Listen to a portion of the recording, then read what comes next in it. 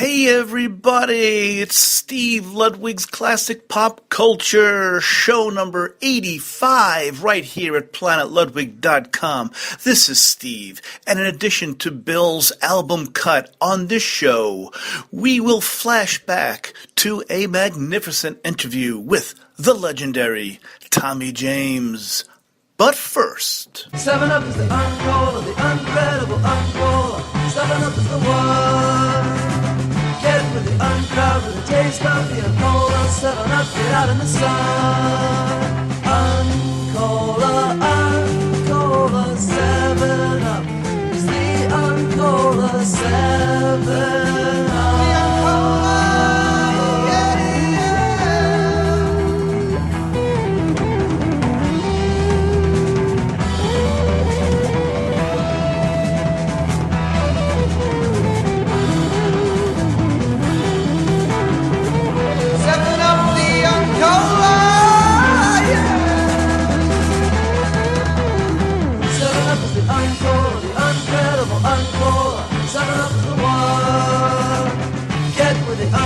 With the taste of the cola, 7-Up, get out in the sun.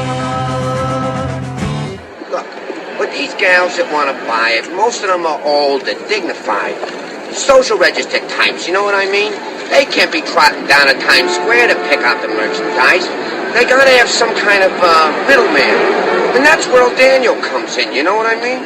Hey, I'm walking here! I'm walking here! Up yours, you son of a bitch! You don't talk me that way! Get out of here!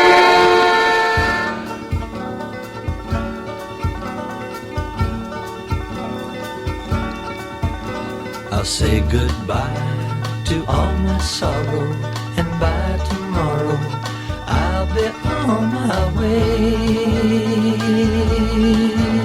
I guess the Lord must be in New York City.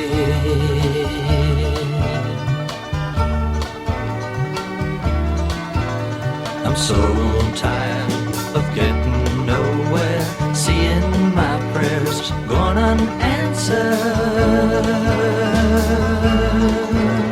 I guess the Lord must be in New York City. Well, here I am, Lord, knocking at your back door. Ain't it wonderful to be where I've always wanted to be? For the first time I'll breathe free here in New York City.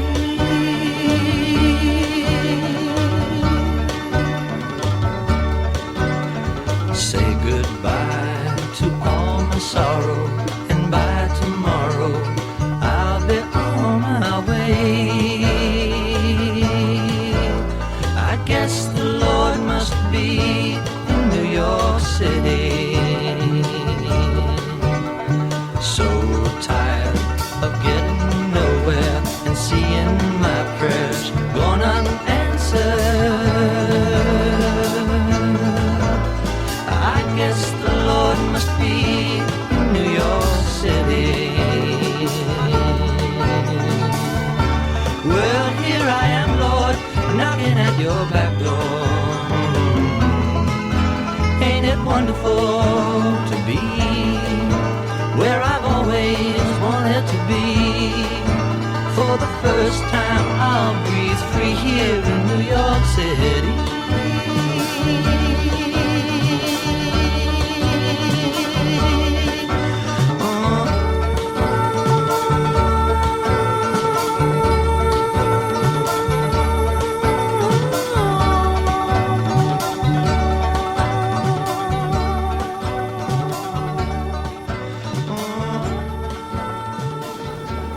Good. We can finally start the big meeting. Dottie? Chuck? Let's begin, shall we? Shall we? Thank you very much, Pee-wee, and how you doing, everybody? This is your pal and fellow fan of pop culture, Steve Ludwig, welcoming you to another edition of Steve Ludwig's Classic Pop Culture, right here at PlanetLudwig.com. Here we are, show number 85, and we started things off with I Guess the Lord Must Be in New York City by the late Harry Nilsson. Why'd we play that song? Well, first of all, any Harry Nilsson song is a great one, anytime. But the late Harry Nilsson's birthday is June 15th. So we are going to be celebrating Harry Nilsson's birthday, the middle of June, with some really super Harry Nilsson songs. So, a little precursor to that show. And on this show, we are flashing back to a little over a year ago when we had an interview with the legendary Tommy James. Oh my goodness, what a fantastic interview. 40 minutes Tommy gave us on that particular show. And a couple of things I just want to mention to you. During the interview, Tommy mentions that he's going to be on Sirius XM with Cousin Brucey this coming Thursday. Well, of course, that interview is from over a year ago, so it's not this coming Thursday. It happened over a year ago. Also, Tommy was kind enough to give us CDs to give out to our listeners. Well, those CDs are long gone. They were gone like a day after. They were all gone by the day after the interview. So we mentioned CDs, but they are, not available.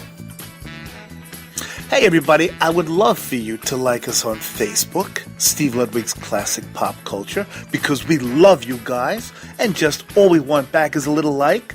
Like us on Facebook, Steve Ludwig's Classic Pop Culture. Follow us on Twitter, at Ludguy, Ludgui. Follow us on Instagram, Planet_Ludwig. All the very cool pictures are on Instagram. And have you downloaded our free mobile app yet? Just go to your app store, search for Planet Ludwig, and there will be the app. Take us with you wherever you like. And I think it is time, everybody, for us to get to the coolness. All right? Tommy James will be with us in about, 5-6 minutes. But first, it is time for my brother, Bill Ludwig's album cut. What has he got for us this show? Let's see. And now for something completely different.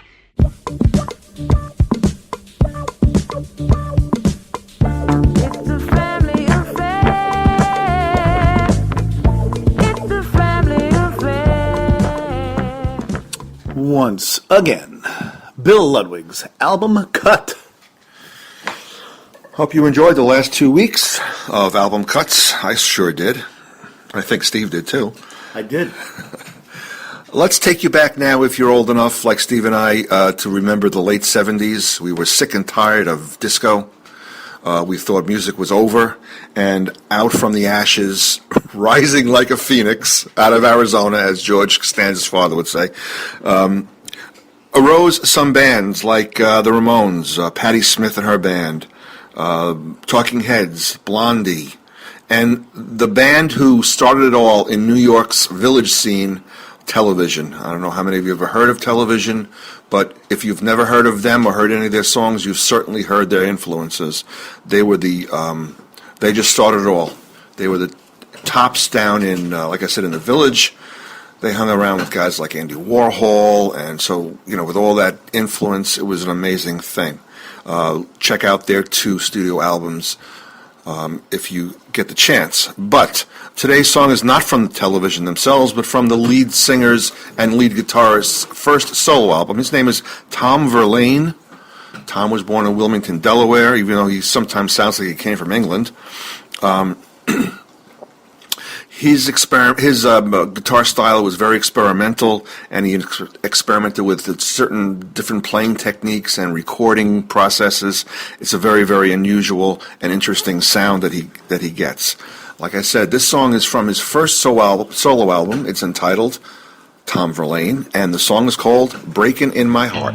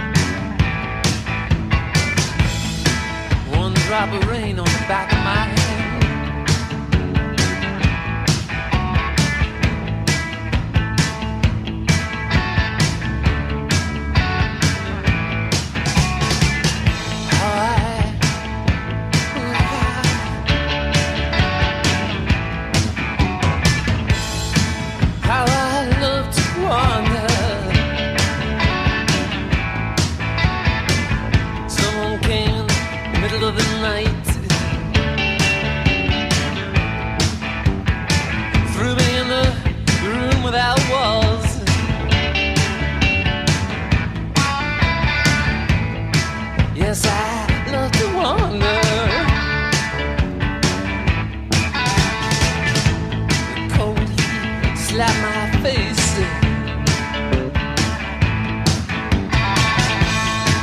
And that town is shut down.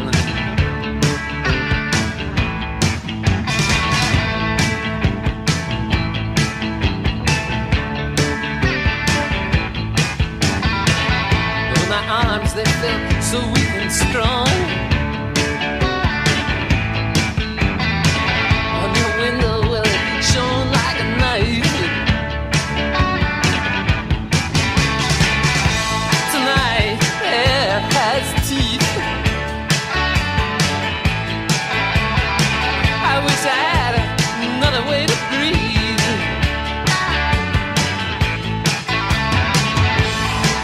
And all you ever say, all you ever say, all you ever say is stop ringing in my heart.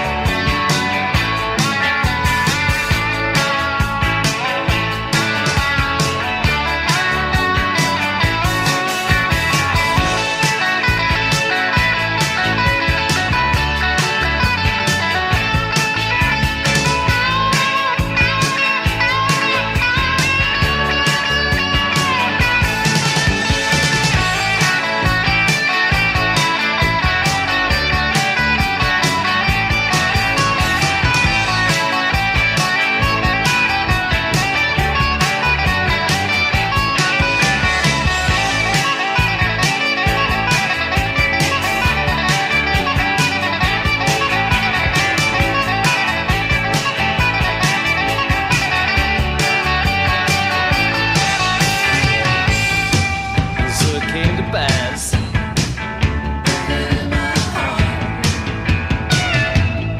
That is, once upon a time,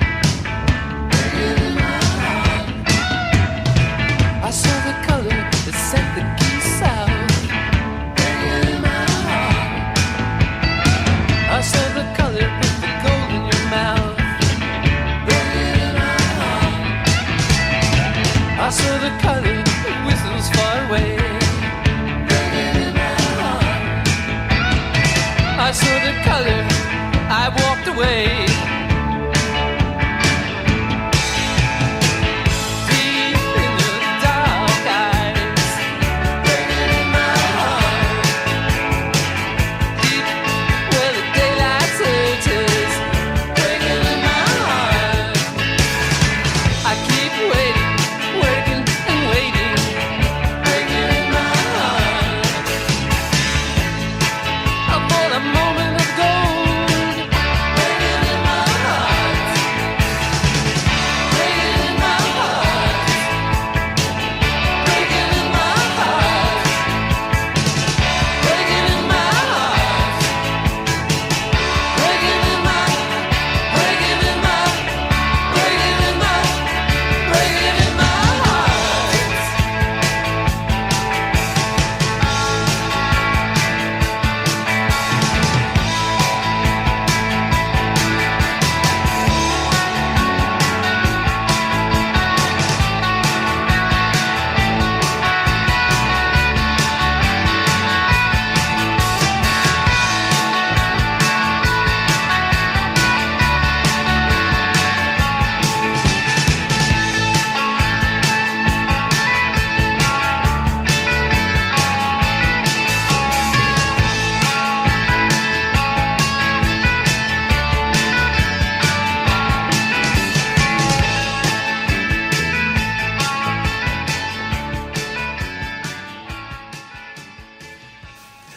This is Evan Ginsberg, associate producer of The Wrestler and host of Legends TV, reminding you to listen to Legends TV each and every Saturday morning, 11 a.m. Eastern Standard, archived 24/7 at legendstvnyc.com and madhousetv.com, co-hosted by John Winnell. And when I'm in a particularly gracious mood, we also allow Steve Ludwig of Classic Pop Culture to co-host as well. Evan Ginsberg, Legends TV, Saturdays, 11 a.m., legendstvnyc.com. Join us for the best in pop culture.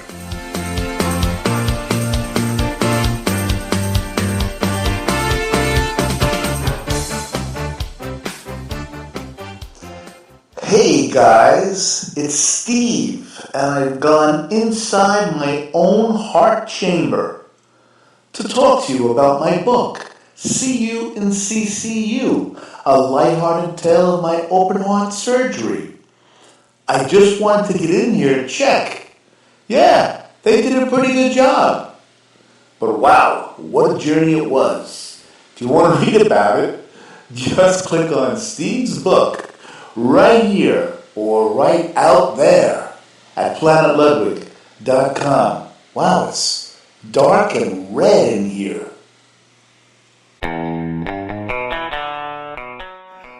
Hey guys, I have another show as well. Besides Steve Ludwig's Classic Pop Culture, I have the Beatles Hour with Steve Ludwig every Sunday at 9 a.m. Eastern Standard Time at iTunesUSA.com. iTunesUSA.com is the premiere of a new Beatles Hour every Sunday. And hey, you don't get to listen on the Sunday? Don't worry about it, because every show is archived and you can listen to them right here at planetludwig.com. We have Beatles solo songs, we have Beatle group songs, we have Beatle cover songs, we have Beatle mashups, we have isolated vocals, we have Beatles, and Beatles. John, Paul, George, and Ringo. The Beatles Hour with Steve Ludwig. Did I mention we have the Beatles? Tommy James and the Shondells getting together with the real girl. All getting together with a real girl. Real girl. Turn me on with someone so fresh and so new. Don't ever change, 'cause you're real, and I know I'd be lost if you do. You're a real girl.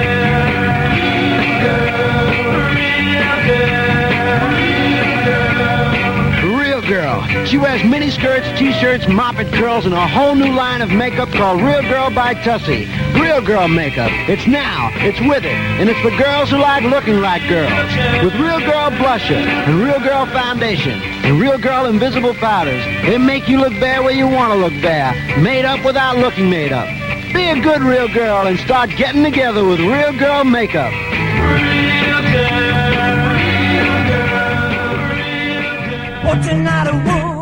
Hi, this is Tommy James of Tommy James and the Shondells.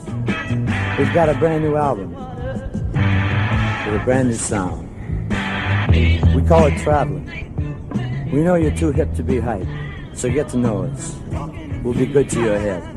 Don't forget, Traveling on New Lead Records. Thank you, KOL, for all your help.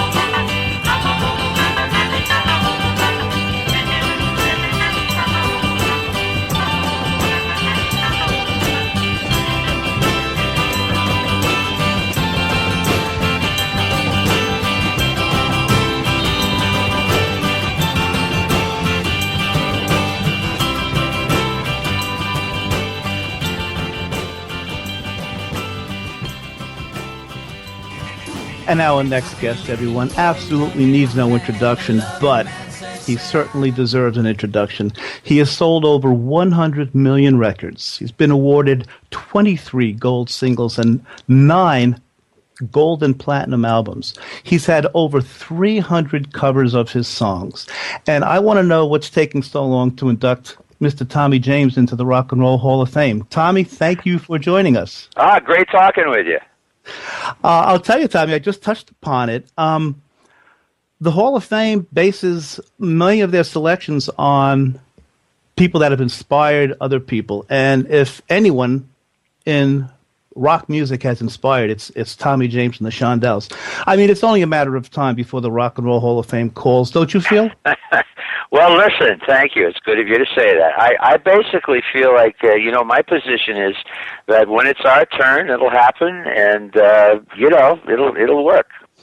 It'll happen, Tommy. I mean, you are a treasure, a musical treasure to all of us who grew up with you, and even my engineer, Rick, he's 30 years old, and he was listening to the medley, and he said, I know all these songs. And I said, of course, it's Tommy James. Well, it's nice of you to say. Thank you very much.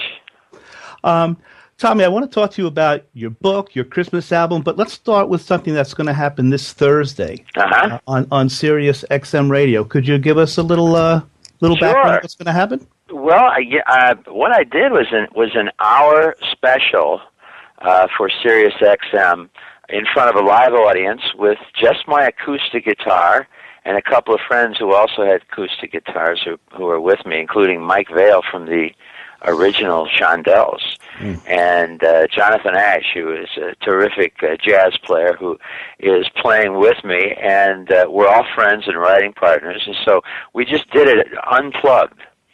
And the audience was great, and it was with Bruce Morrow, Cousin Brucey. Good old and Cousin. He really is an amazing character. He's been in radio for since the 50s, and the guy is really, really incredible. He's been a friend of mine for almost 50 years. Mm-hmm. And so we did this live special, live show. We taped it or put it in Pro Tools, and we are going to air it on Sirius XM 60s on 6 at 6 p.m. on Thursday, and again at noon on Monday. So it's going to be a fun show. It's just to know that you're with Mike Vale. I mean, I know there's been a couple of times that you've played with him since the Shondell split, but that's going to be a treat for all of us original Shondells fans. Well, listen, it was fun for me because it was first of all, I've never done a show like that, with just acoustic guitars, and we played Crystal Blue Persuasion, which Mike and I wrote, and Crimson and Clover, and I Think We're Alone Now, and Sweet Cherry Wine, and Dragging the Line. We did them all acoustically, and I had never done that before, so it was really a first for me too. You mentioned 4 or 5 titles just there. I mean, everyone knows those songs, Tommy. How does it make you feel to know that you have made such an impact on so many people's lives and continue to? Well, thank you. I just thank the good Lord and the fans for the kind of longevity we've had. I never figured, this is a business that maybe gives you 2 years, 3 if you're lucky, and we've been doing it since 1966, and nobody's more amazed than I am that we're able to do it that way. I look out at our concert crowd now, and I literally see 3 generations of people. Yeah. Oh, absolutely. Yep. I've seen you on numerous occasions, and you're right. There's such a cross generation of fans you have, and you tell your story, Tommy, in this book of yours, a new book, Me, the Mob, and the Music. Right. One hell of a ride with Tommy James and the Shondells. And Rolling Stone magazine says, Tommy James's rock and roll education cost him millions, but at least we got this entertaining memoir. Tommy, I read the book when it first came out. This is such an incredible story. Can you tell us a bit how it came about? And then I have some specific questions to ask you about the book. Sure. Well, the reason for the provocative title, Me, the Mob, and the Music, is because Roulette Records, the record company that we had most of our hits with, ended up being a very notorious kind of a place. First of all, unbeknownst to us, when we signed with Roulette in the very beginning, Roulette was not only a functioning record company, but it was also front for the Genovese crime family in New York. And of course, that made life real interesting. And we didn't know anything about it, and we couldn't talk about it. I know. So, the bottom line was that, of course, the story that is about 2/3 of the book, even though it's an autobiography, about 2/3 of the book is about that very tumultuous and oftentimes scary and crazy relationship we had with Roulette Records all those years, and couldn't say a word about it. And actually, when we started writing the book, Martin Fitzpatrick and I, who co-authored it with me, we were going to write a nice music, but we were going to write about only the music. We were going to call it Crimson and Clover, and we were going to write about the hits, and it would have been a fun book, and we'd, talked about the studio and stuff. But we got about 1/3 of the way into it and realized that if we don't tell the whole story, meaning the Roulette story, that we really were cheating everybody, including ourselves. And I was a little nervous, to be honest, finishing the book at that point. That was about 8 years ago. And some of these guys were still walking around. Tommy, I'd be scared out of my wits. It was so. I basically we kind of put it on a shelf for a couple of years, and then at Christmas time, actually late December of 2005, the last of the Roulette regulars, as we called them, passed on, and I felt that we could really write the book and do it justice because we didn't have to look over our shoulder doing it. So it took us another several years to get everything perfect and to spell everybody's name right and to recheck all of our facts because and so finally. When we finished the book, we immediately were approached by Simon & Schuster, and which was kind of surprising to us because usually they do, presidential memoirs, stuff like that. And so we were really happy to have it out through Simon & Schuster, and then immediately when the book was released, we started getting calls for the movie rights and for the Broadway rights. And so it's going to be a film. It's going to be a movie produced by Barbara DeFina, who produced Goodfellas and Casino and Cape Fear. She did Hugo 2 years ago with Martin Scorsese. Oh, wow. And she's had a great string of hits. And she's this petite cute little woman who's about 5 feet tall. You would never in a million years figure her for doing those kind of movies. Mob movies, right? Yeah, and so we're just really very flattered that she's doing it. So the next 2 years are going to be real interesting. We're at the screenplay stage right now, and it looks like Universal is going to distribute the movie.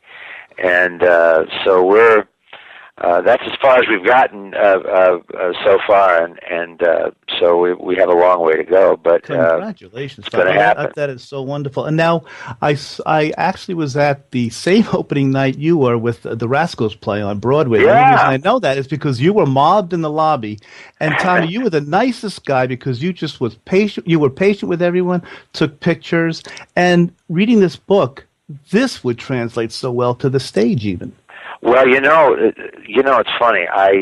We talked about that, and Barbara is going to be involved also with stage production with it. But it's so weird because the movie is going to be a very factual, very dark in many cases story, whereas the Broadway show is going to be a musical, which is going to be more lighthearted, and it's telling the story in two totally different ways. And so it's kind of schizophrenic, but it's going to be, the next couple of years are going to be real interesting. It's a silly question, but with the movie, will your music actually be kind of incidental to it? It's more of a drama than a musical. Well, you're quite right on that. Rather than being a musical, this is going to be a dramatic story with music rather than trying to wrap the story around the music. And I really, because there is a story there. It's really. Is there ever?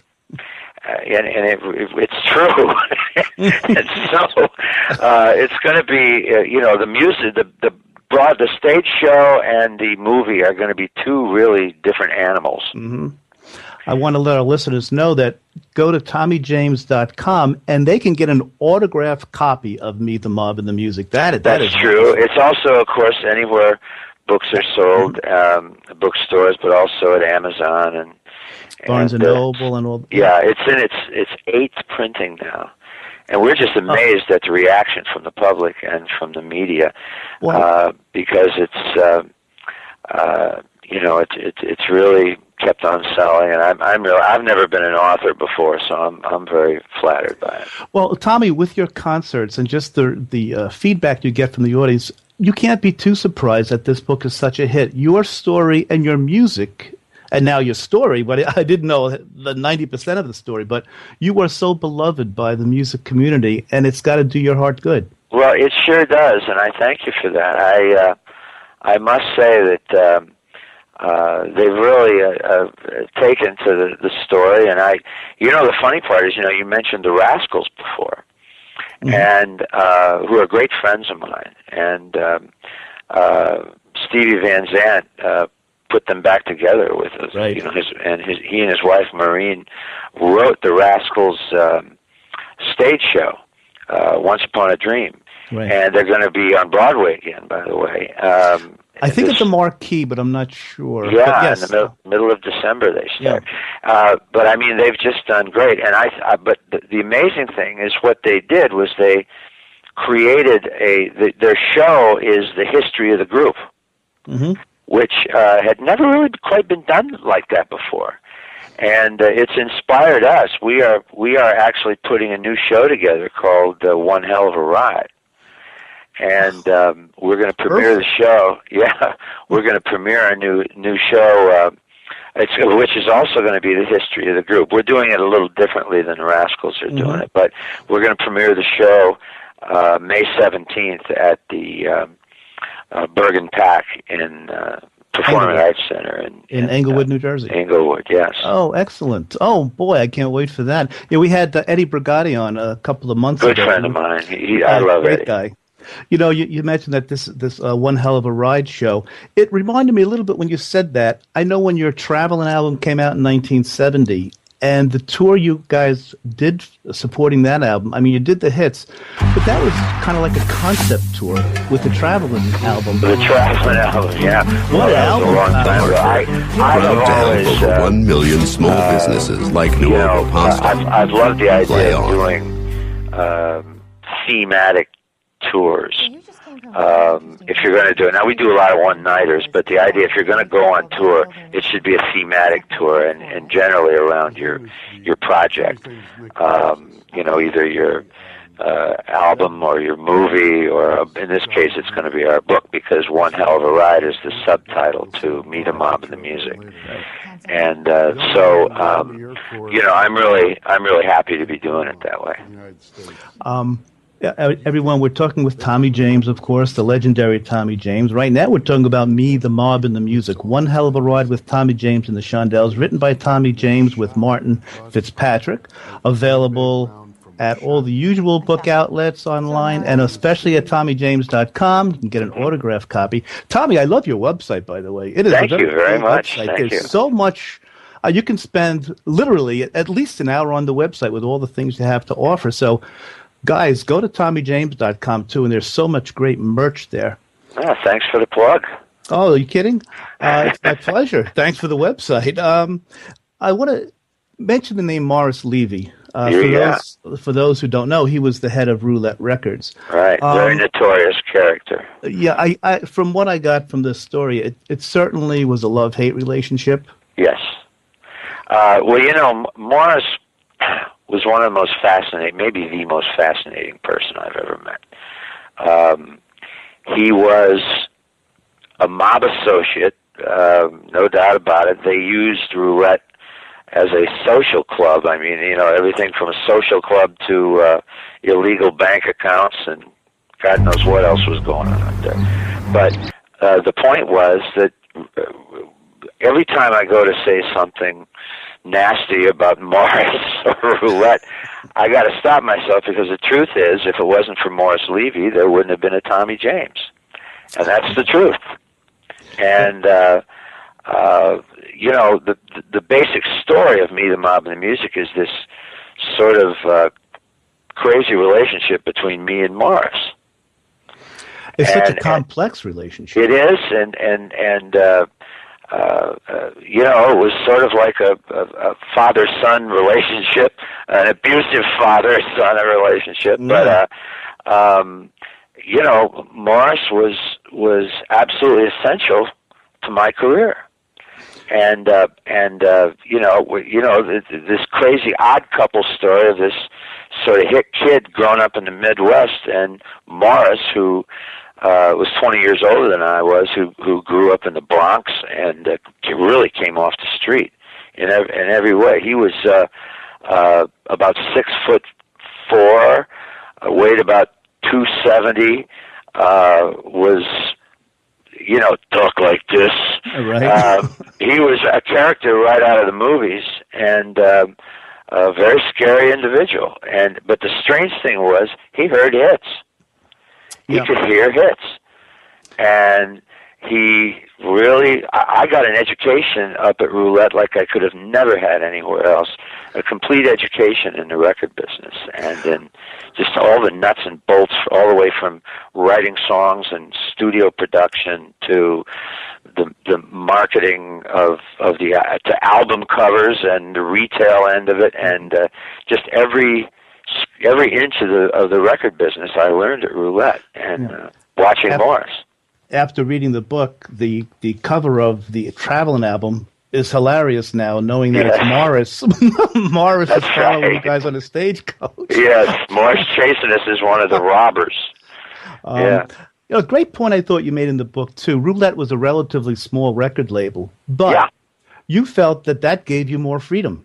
Absolutely, and the reason was, I'll quickly, I'll try not to be too long-winded on this. No, not at all. When Hanky Panky exploded out of Pittsburgh very unexpectedly in 1966, in the spring of 1966, I had recorded it in my hometown of Niles, Michigan, 2 years earlier, but while I was still in high school.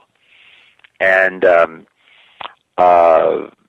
it was really a miracle. I mean, it was a fluky record. One copy ended up in Pittsburgh, and it was bootlegged, and right off the record, they literally made a tape of the record, and then bootlegged 80,000 of them and sold them in 10 days, and we were #1 in Pittsburgh.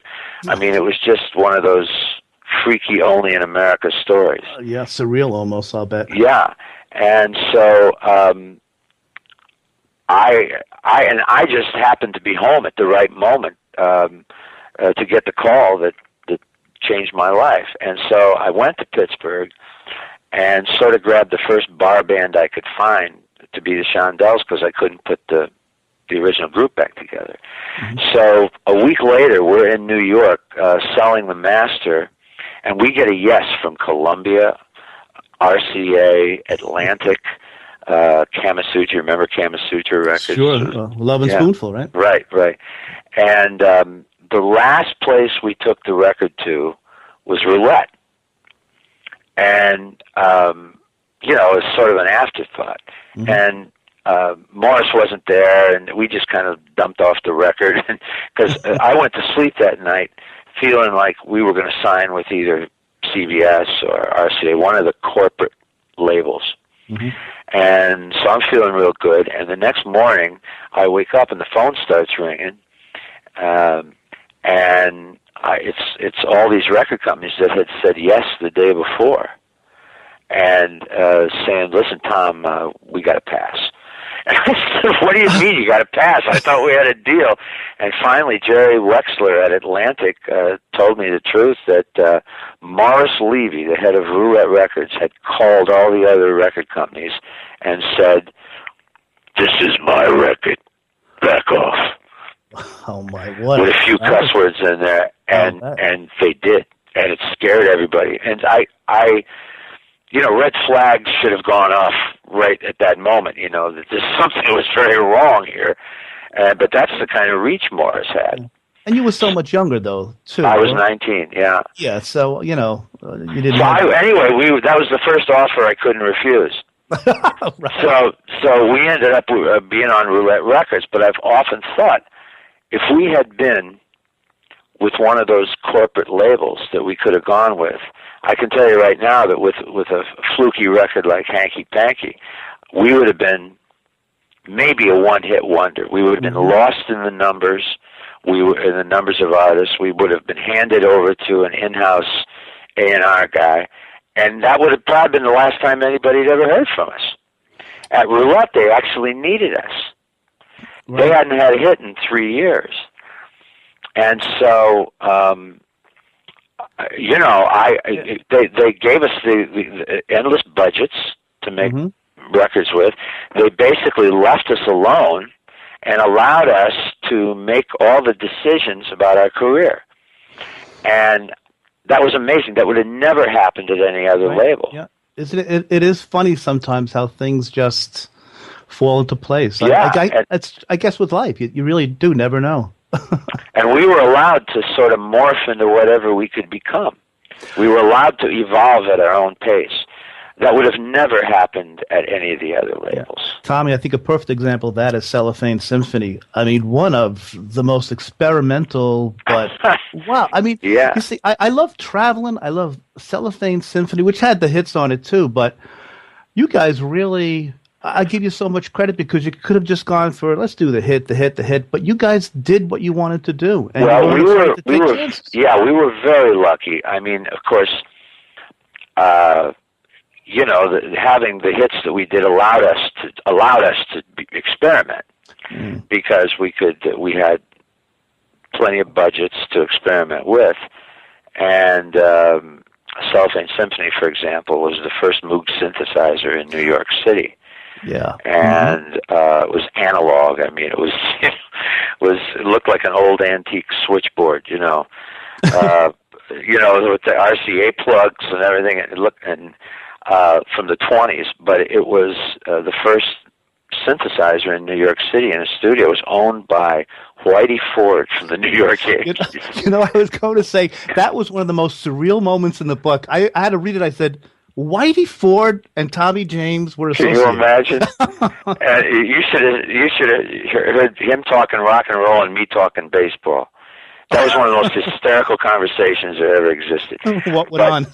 Yeah, but it was true, and he owned one of his big investments was a little studio called Broadway Sound up on 54th and Broadway in New York, and that's where the first synthesizer was, and we ended up doing a whole album there. I was going to say just the first track, the 9-minute Cellophane Symphony. Yeah. But Tommy, it's just that's another one that I think your hardcore fans must always tell you that is one cool album. Well, thank you very much. It's very 60s, and we were real babes with the synthesizer. Of course, everybody else was too. That was 1969.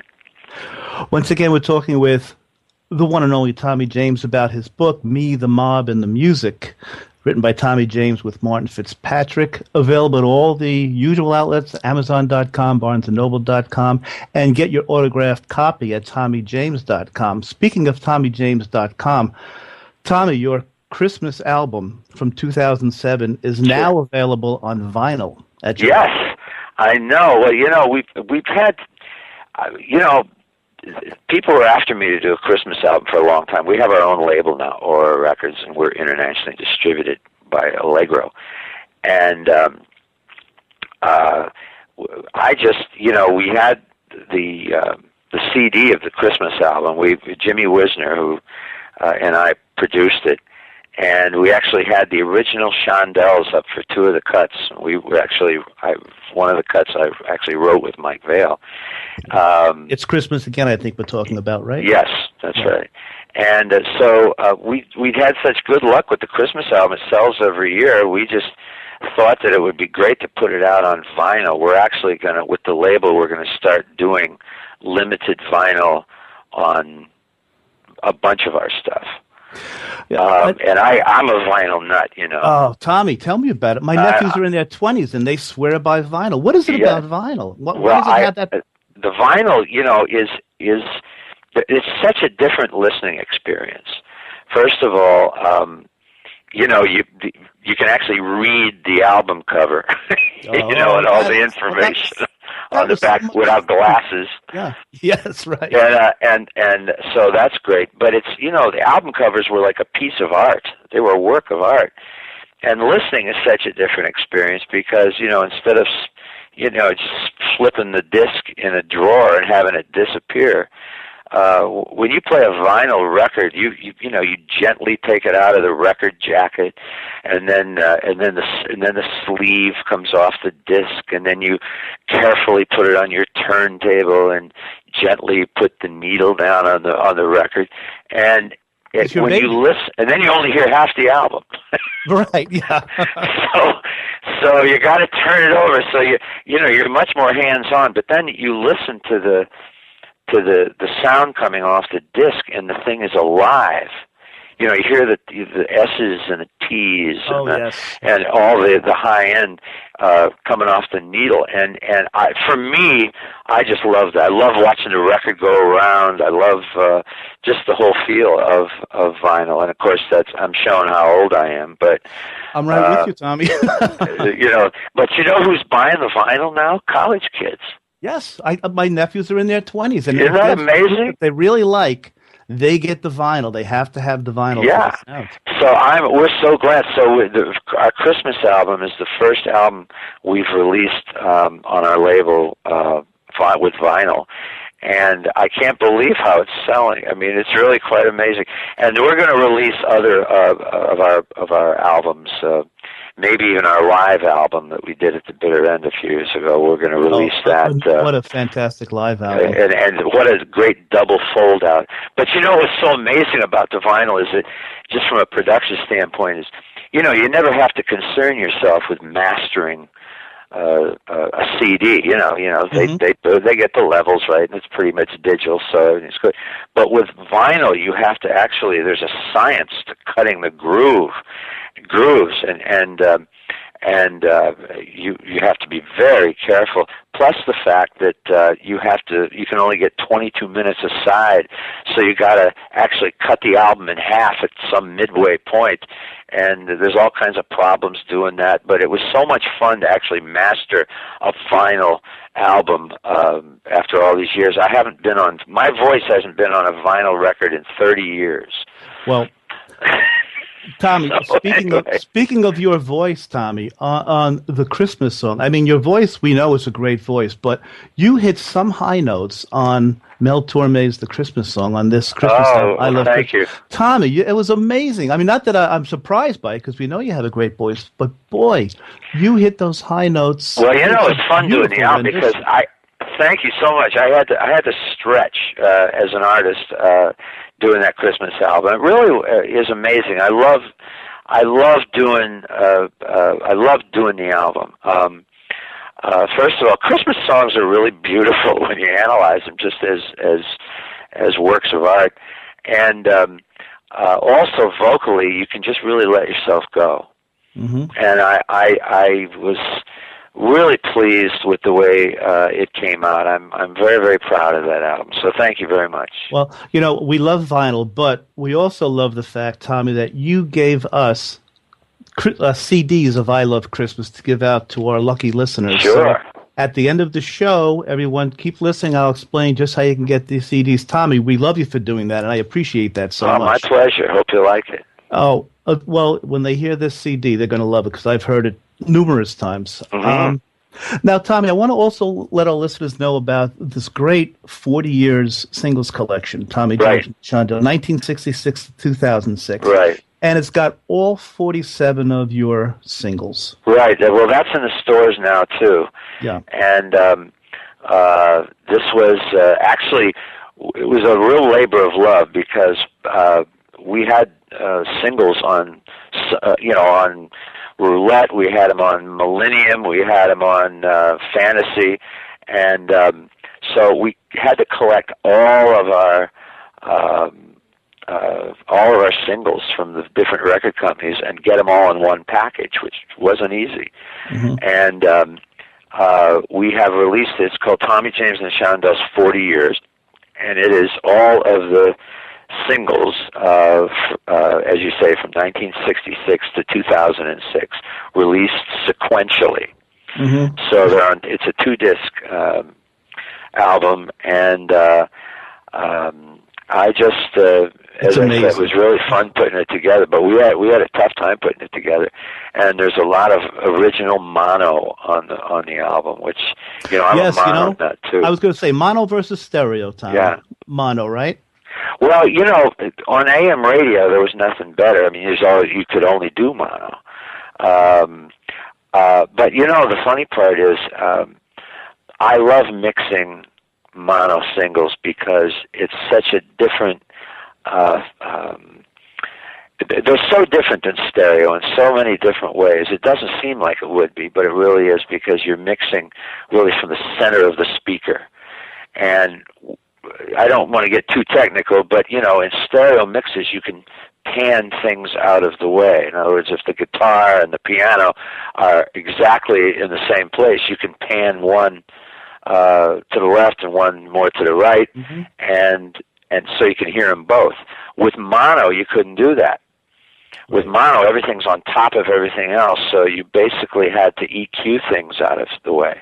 Right. And do things with little effects and things to get, let's say, for the acoustic guitar out of the way of the electric guitar, for example. Mm. And so you had to EQ them out of each other's way. It was such a different science making mono records than stereo records.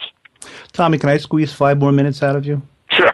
Oh, thanks. I wanted to ask you, in 1971, you were given an award for Dragging the Line, mm-hmm. and you met John Lennon, who was receiving his award for Imagine. What was that? Right, that's right. We actually sat back to back. By the way, I was just with Julian Lennon up at Sirius when we did the special. Have you ever met him before? Great. I had never met Julian, and it was so great talking to him. We had a really nice talk up there. But I originally met his father, John Lennon, at the BMI dinner. He and Yoko sat back to back from each other in those big banquet tables, the big round banquet tables. Right. And he was getting it for Imagine, and I got it for Dragging the Line. And we had a really nice talk, and it was just such a, the year before that, George Harrison had written me a whole bunch of songs. That Moni Moni had been the number one song in England for several weeks. Actually, it was as big over there, bigger than it was here. And so George and a group that he was producing called Grapefruit wrote me a bunch of songs and sent them over to me. And because when Apple was starting out, it was originally going to be a publishing company, mm-hmm. and their idea was to write songs for all their friends, Beatles songs for different artists, mm-hmm. and then it became a label after that. But when they sent me these songs, we were already into Crimson and Clover and Crystal Blue Persuasion and so forth, so our style had radically changed from Moni Moni. So I ended up not being able to do these songs. I still have the tape, by the way. And so I had never... Are they ever going to see the light of day, Tommy? I don't know. We'll see. I had never had a proper chance to thank George, and when... or work with the Beatles. I had never worked with them, so meeting John at the BMI dinner was really a thrill, and we got to talk. I still have never met Ringo and Paul. Isn't that amazing? As many years as we keep passing each other. Yeah. Well, thankfully they're still with us. Yes, indeed. Yes, indeed. I wanted to just quickly ask you about your. You were in the Cowsills family band documentary. Yeah. You were friends with the Cowsills. Yeah. That was some dysfunctional family. Bob Cowsill was on a few months ago. He's one of the nicest guys around too. Right. I guess all the Cowsills on. But you were friends with the Cowsills, weren't you? Oh, very definitely. They lived in my building in New York, and were managed by my manager. And in fact, Lenny Stogel, my manager, and his wife discovered the Cowsills in Connecticut, and brought them into the city and introduced them. And Jimmy Wisner, my arranger, arranged their first album, their first record, Rain in the Park and Other Things. And a good friend of mine, Artie Kornfeld, produced them. And so they moved into my building. And Lenny Stogel was there in my building too, so we were all just one big happy family. And but I got to know them really well, and they were just good people, just very decent people. And one of the problems, of course, was that their father, who managed them, could be a real tyrant, and he would get loaded. That demon alcohol, yeah. Yeah, and mistreat him. And got pretty serious, and, every now and then a couple of the kids would come up to my place and just kind of hang. They ask if they could hang at my place till their dad. It's so nice that you were there for them, Tommy. Yeah, and I was, I always felt terrible about that. I never really confronted anybody. I didn't think it was my place, but it was, it was just... It's kind of like, I'm here if you need me, right? It was that kind of a thing. Absolutely. Absolutely. Well, everyone, I have and then, to of course, excuse me, but one of them passed away, in Katrina. Yes. One of the brothers. And then the other brother passed away when they were at the Katrina brothers' funeral. That I didn't know. Yeah, that's when they found out, when they were at the funeral, that their other brother had passed away. Talk about... Oh, I didn't know that. Yeah. Well, everyone... I'm sorry to hear that. Yeah, but the rest of them are still on the road. And so are you, Tommy, and we're so happy for all your success. Everyone, I want to remind you, it's me, the mob, and the music, and there are so many great stories. We won't go into it, but you mentioned Artie Kornfeld, the great Woodstock story in the book. Sure. And the ending of the book, Tommy, is so tender, and you talk about your relationship with Morris Levy and his last days. It's just a super ending. I don't want to give it away because I want people to Well, let me just tell you, the last scene in the movie and in the book is where Morris passes away. And it was a very, it was a very, in many ways, very traumatic moment, because life without Morris was, sort of unimaginable. But the story just goes up to 1990, where he dies. And in the movie, the very last song that's going to play is this brand new version that I brought the original Shondells, the 3 surviving members, up to New York, and we went in the studio and did this beautiful version of I Think We're Alone Now, which is slow and acoustic and totally different from the original record. Can't wait to hear that. And it's going to be the closing credits to the movie.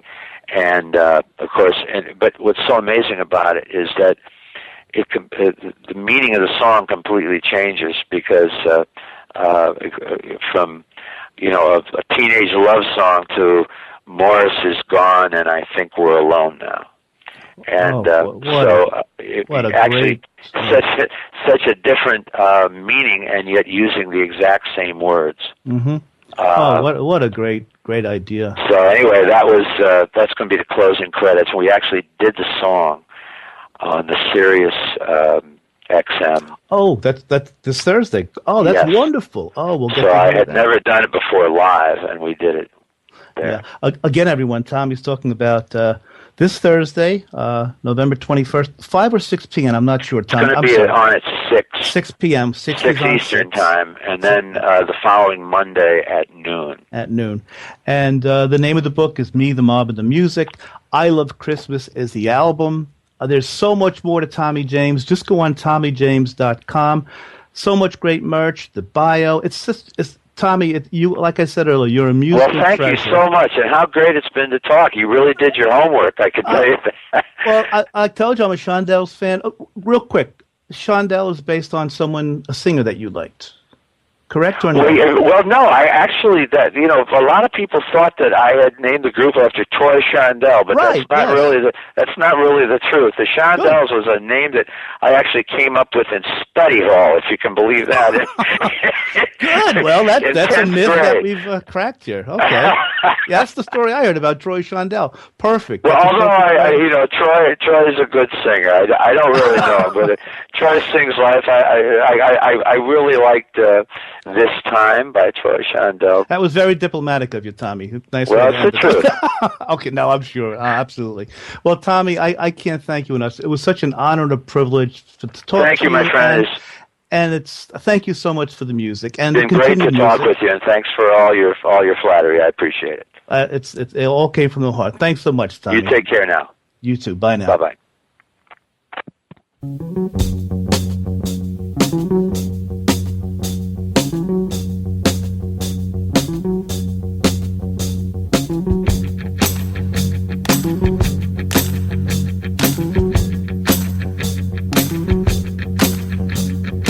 Making a living the old hard way, taking and giving my day by day. I did snow and rain and the bright sunshine. Dragging the line,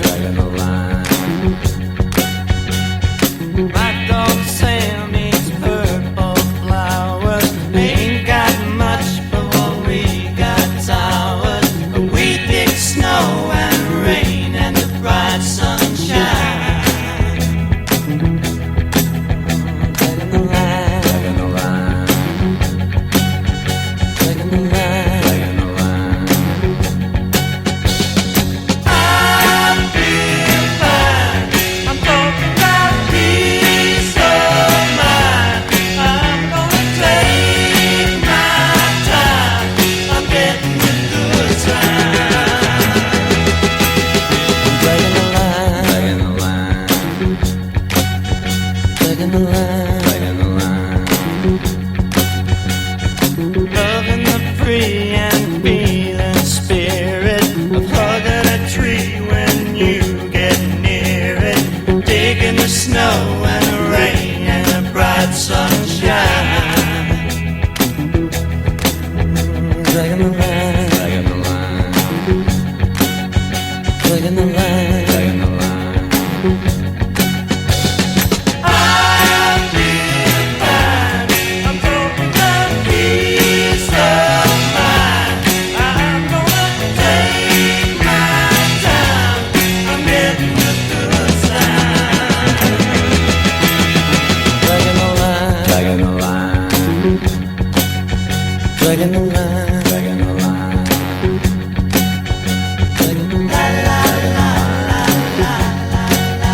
Dragging the line, dragging the line,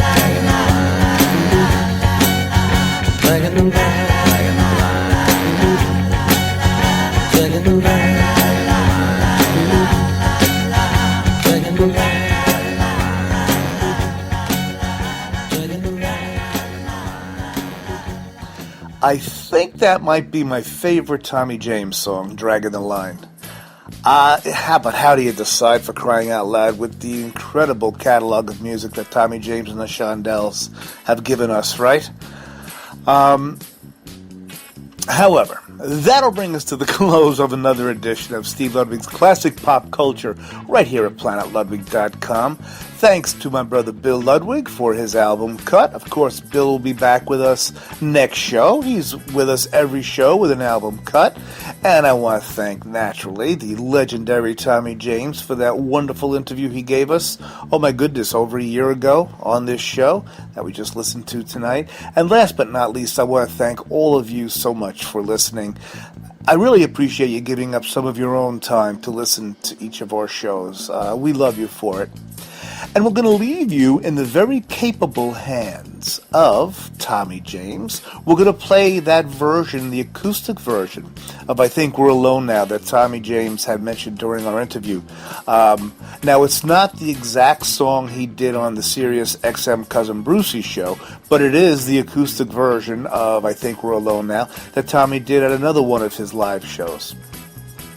So until we catch you next time, we love you, everybody. We'll see you next time. Here's Tommy James taking us home.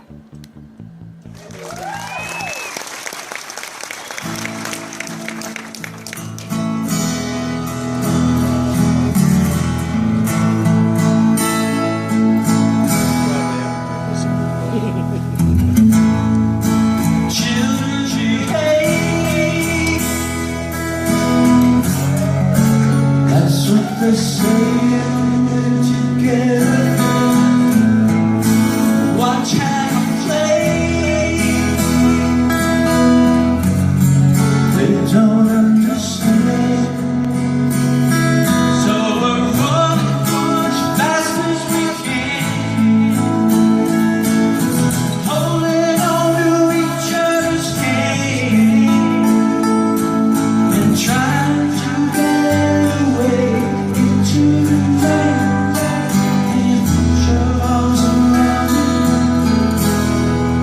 Tumble to the ground.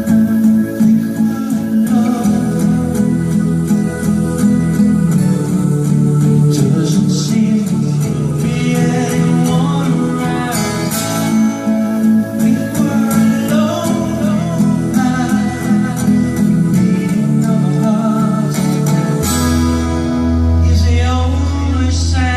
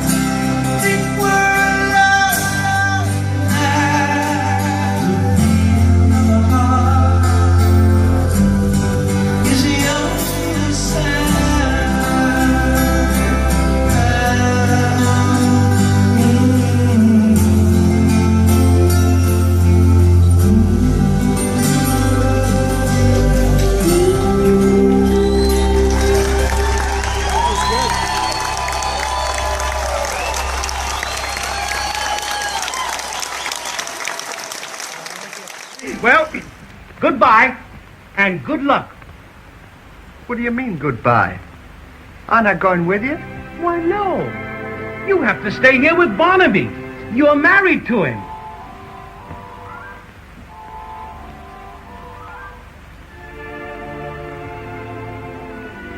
I don't want to stay here with him. Why? I don't love him. Oh, if he ever sees... Oh!